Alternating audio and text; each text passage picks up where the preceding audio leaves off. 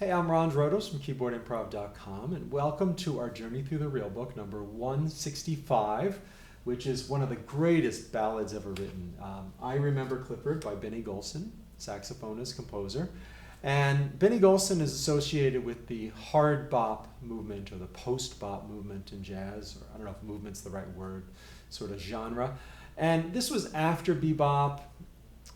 This was written in 1957, I believe, after Charlie Parker had died a year or so before.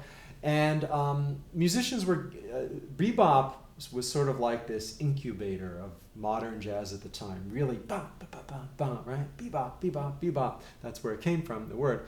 And afterwards, a lot of the musicians associated with bebop, like Miles Davis, and also newer musicians coming up, they sort of took the elements of bebop and went their own ways with it. Some people got more bluesy.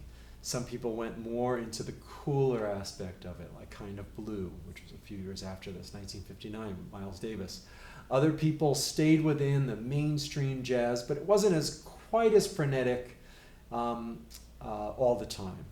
And coincidentally, a lot of times it was more like bebop in live concerts, and maybe a little more subdued on recordings, even during Charlie Parker's lifetime. The records didn't necessarily have the same kinetic energy that the live performances did, and some of that was intentional. I remember when I was Gerry Mulligan's assistant, he came up in the bebop era, and I used to ask him about it sometimes. You know, after gigs he would talk. Otherwise, he didn't like to talk about the past, but after gigs he had a lot of energy, and I could ask him anything. And he said that a lot of times, like when he made a record, he was thinking of what he called it pipe and slippers music, where you're just sitting in your chair, smoking your pipe with your robe on, and however he was thinking of it in his mind. But it's more relaxing, at least his records, he thought of it like that. And then live, anything goes. You're just having a great time playing whatever music comes out that night. So I think the same thing with the post-bop era. Sometimes it was more related to bebop than others. Other musicians went a little more avant-garde, like a Charles Mingus or an Ornette Coleman. The hard bop movement was the Jazz Messengers, and also the Max Roach, Clifford Brown Quintet. I think they were two of the groups I know that were the preeminent hard bop, post-bop kind of groups. And Clifford Brown died prematurely, a very young man, and this was an ode to him. His memory. It's one of the most beautiful jazz ballads. This was not a popular song ballad, but it has elements of that. For instance, the introduction is it's like an old-time verse before a song.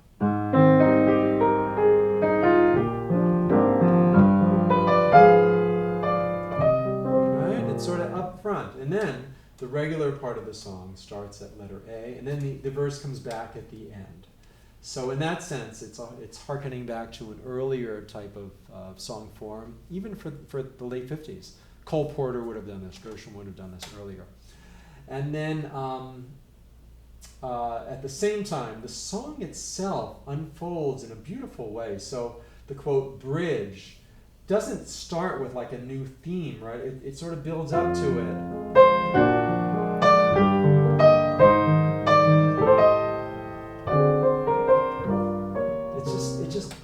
And then this line recalls the intro. Blah, blah, blah, blah. So this is really a composition that unfolds and takes us from one place to another organically, much more like a Cole Porter song would a lot of times. A more like a Duke Ellington orchestration, Billy Strayhorn orchestration, a classical piece of music, something that's ebbs and flows in a certain way, not just, okay, here's a nice little melody, and we're going to put them together, which is great too. That's more like the Tin Pan Alley type of songwriting at the time. All this is kind of an oversimplification, right? But it's how I think about it. So to play a jazz ballad on piano is such a gift, and it's a gift that I'm surprised not more solo pianists embrace it the way they could. If you like Chopin, you can play all your stuff. No, I don't know, you know.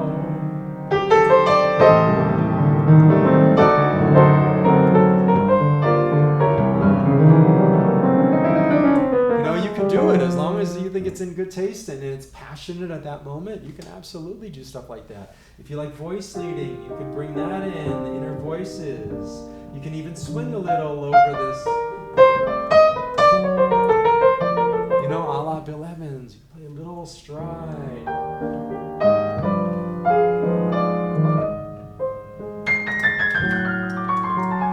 So much we can do on jazz ballads, so embrace that freedom we have.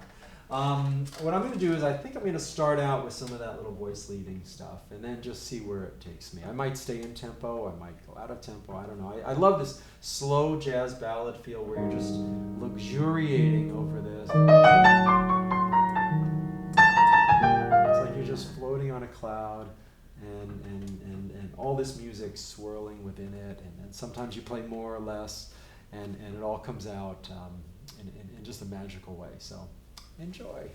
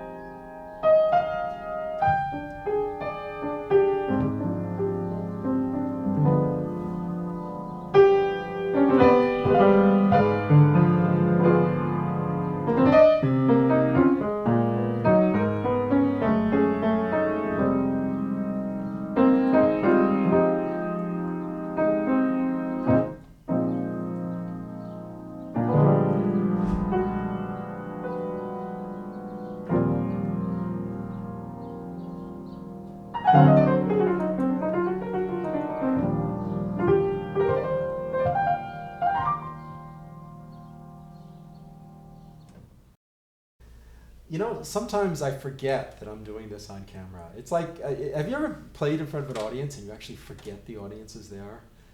It's kind of shocking when you remember, but it's also a wonderful moment because you've been so absorbed into the music, and the music transports us.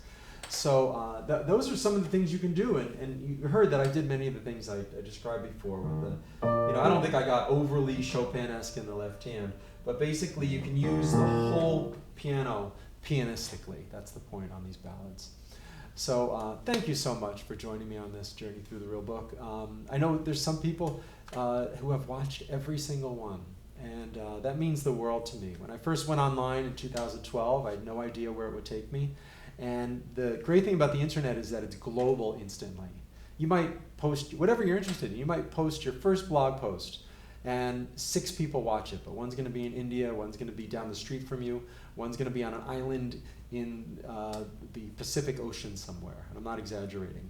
And one's going to be in Russia, one's going to be in Finland, and one's going to be in California. It's astonishing. And so thank you. I greatly value this. Good luck with your playing. If you're interested in Skype or Zoom lessons or my video course, love to help you out any way I can. And I'll see you in the next one, which is I Should Care, a favorite standard of the beboppers. See you then.